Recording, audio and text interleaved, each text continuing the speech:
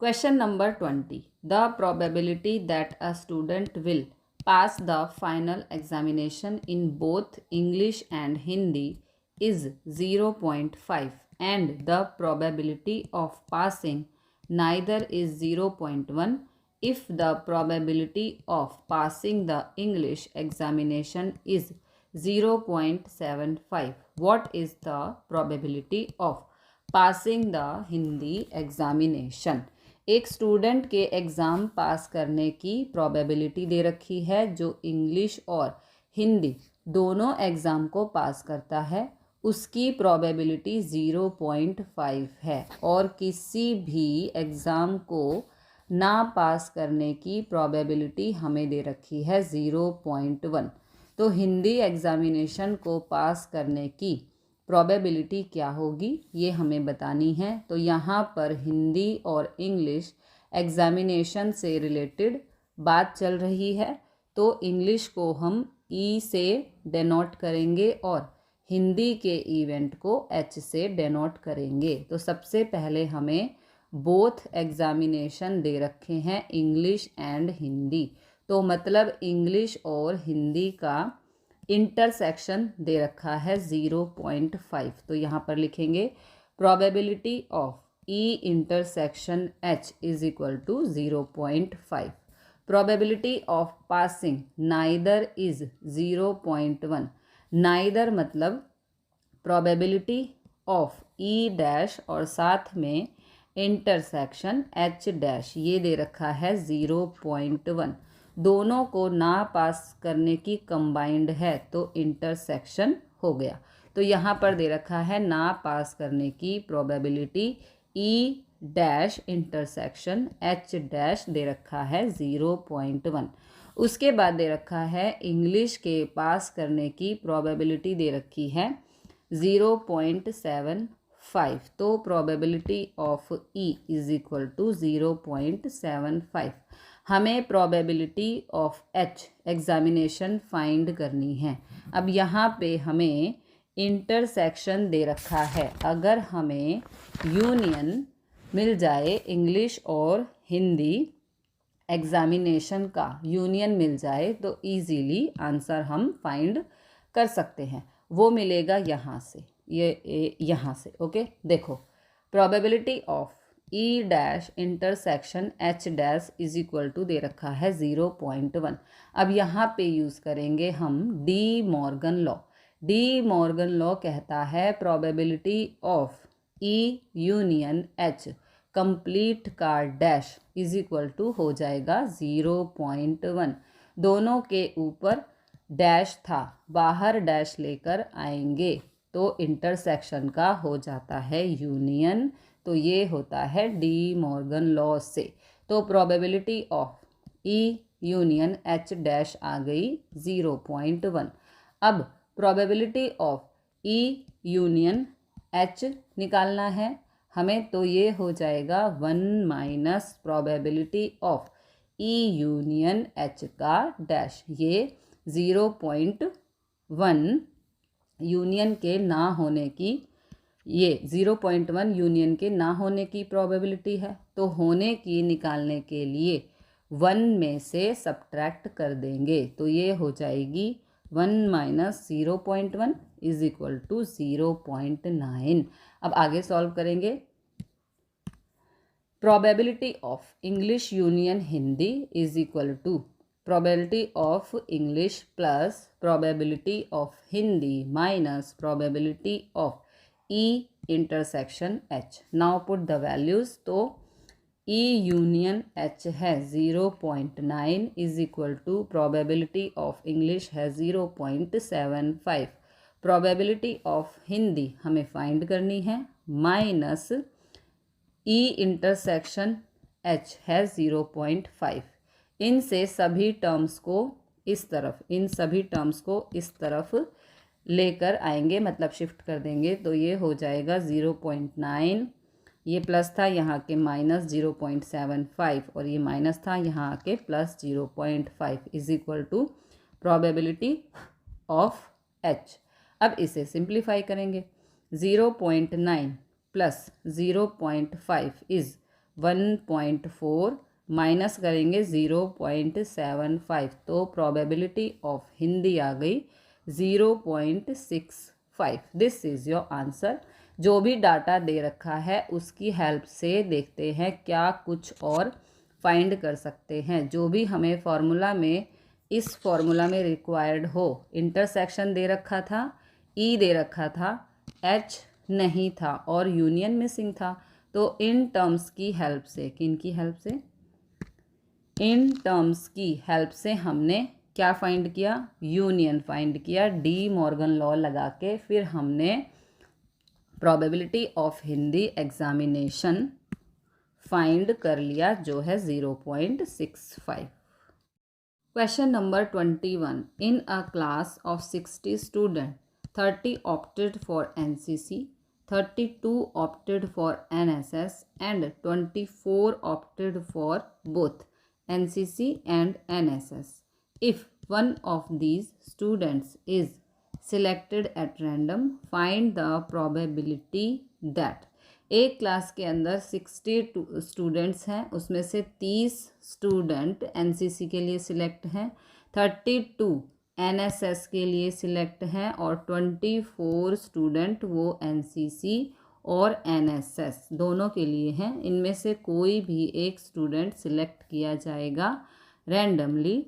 Find the probability that part 1 है the student opted for NCC और NSS. NCC और NSS के लिए सिलेक्टेड स्टूडेंट की प्रोबेबिलिटी बतानी है। Part 2 the student has opted for neither NCC nor NSS. ना तो एनसीसी हो ना एनएसएस हो, दोनों ही नहीं हो, उसकी प्रोबेबिलिटी बतानी है। पार्ट 3 है the student has opted NSS but not NCC. जिसके पास एनएसएस है बट एनसीसी नहीं है, उसकी प्रोबेबिलिटी बतानी है। इसके लिए सबसे पहले हमें एनसीसी, एनएसएस और बोथ की प्रोबेबिलिटी फाइंड करनी पड़ेगी। तो हमें गिवन है टोटल स्टूडेंट हैं 60, एनसीसी के लिए सिलेक्टेड हैं 30, तो यहाँ पर लिखेंगे opted student for NCC is equal to 30। तो प्रोबेबिलिटी हो जाएगी एनसीसी की, यहाँ पर एनसीसी को इवेंट ए से डिनोट करेंगे। तो 30 स्टूडेंट हैं सिलेक्ट होंगे और आउट ऑफ 60 में से, तो यहाँ पर 0 से 0 कैंसिल, 3 से 6 कैंसिल। ओके, तो प्रोबेबिलिटी आ गई 1/2, मतलब हाफ चांसेस हैं कि एनसीसी वाला स्टूडेंट सिलेक्ट होगा। उसके बाद है ऑप्टेड स्टूडेंट फॉर एनएसएस, वो है 32, तो इसे इवेंट बी से मान लेंगे। इसकी प्रोबेबिलिटी हो जाएगी 32 अपॉन में टोटल स्टूडेंट है 60। अब इसे कैंसिल करेंगे तो ये हो जाएगा 4 से कट करने पर, ओके, 4 से कट करने पर 8/15। अब आगे दे रखा है 24 opted for both NCC and NSS. NCC and NSS दे रखा है, इसका मतलब इंटरसेक्शन गिवन है हमें।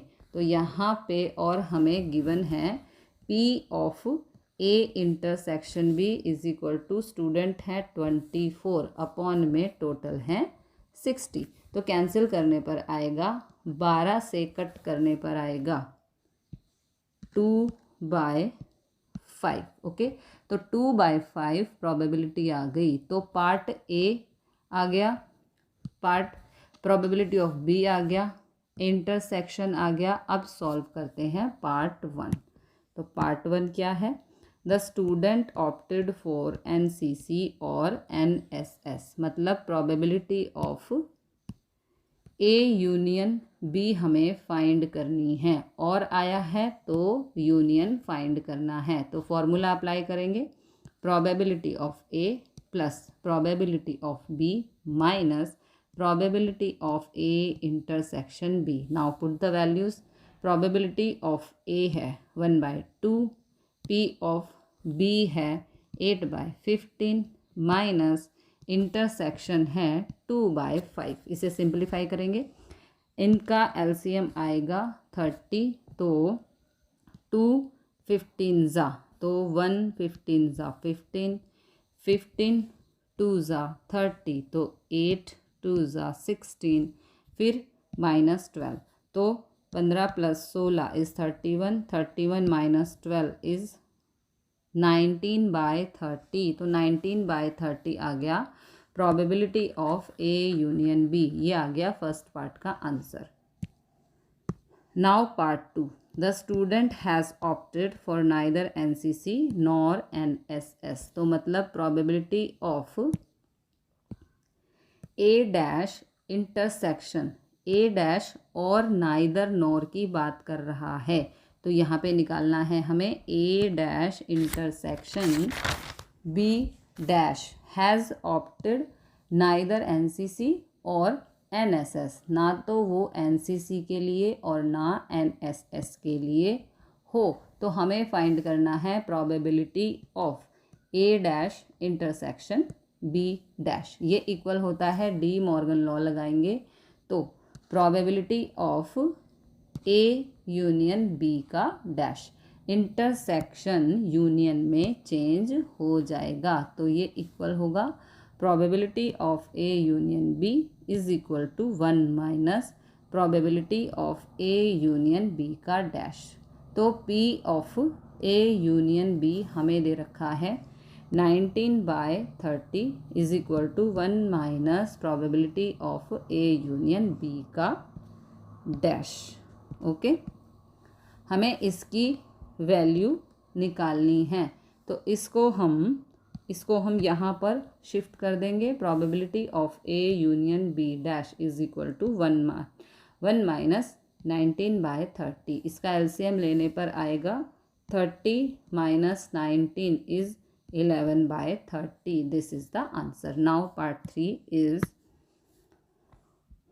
The student has opted NSS but not NCC. NCC तो हो बट एनएसएस तो हो बट एनसीसी ना हो, तो इसके लिए हमें वेन डायग्राम बनाना पड़ेगा, उससे क्लियर हो जाएगा। ये मान लो इवेंट ए है, ये मान लो इवेंट बी है। ए इवेंट है एनसीसी के लिए और बी इवेंट है एनएसएस के लिए। ए इवेंट में स्टूडेंट हैं 30, बी इवेंट में थे 32 और कॉमन है जो दोनों में है वो हैं 24। मतलब ये दे रखा है 24। हमें निकालना है स्टूडेंट हैज़ ऑप्टेड एनएसएस, मतलब स्टूडेंट के पास एनएसएस होना चाहिए बट नॉट एनसीसी। एनसीसी बिल्कुल नहीं होनी चाहिए, तो एनसीसी को छोड़ दो, मतलब कि इसको छोड़ दो, ठीक है। एनसीसी को छोड़ दो, हम बात करते हैं एनएसएस की, जो इवेंट बी है। इसके अंदर टोटल स्टूडेंट हैं 32 और 24 ऐसे हैं जो कि दोनों में कॉमन है, तो ओनली बी के बचे 32 में से 24 को सब्ट्रैक्ट कर देंगे, ऐसे ही निकलेंगे एनएसएस के। तो ये आ जाएगा एन ऑफ बी माइनस ए निकालना है, बी में से ए के सब्ट्रैक्ट करने हैं, तो ये इक्वल होगा N of B minus N of A intersection B. मतलब एनएसएस वालों में से दोनों के कॉमन को सब्ट्रैक्ट कर देंगे, तो एन ऑफ बी है 32 माइनस कॉमन है 24, तो 8 ऐसे स्टूडेंट हैं जो ओनली एनएसएस के लिए हैं, तो 8 ओनली ऐसे स्टूडेंट हैं जिन्होंने एनएसएस सिलेक्ट कर रखी है। अगर मान लो यहाँ पे एनसीसी की बात करता तो 30 में से 24 को सब्ट्रैक्ट कर देते, 6 ऐसे स्टूडेंट हो जाते जिन्होंने एनसीसी सिलेक्ट कर रखा है।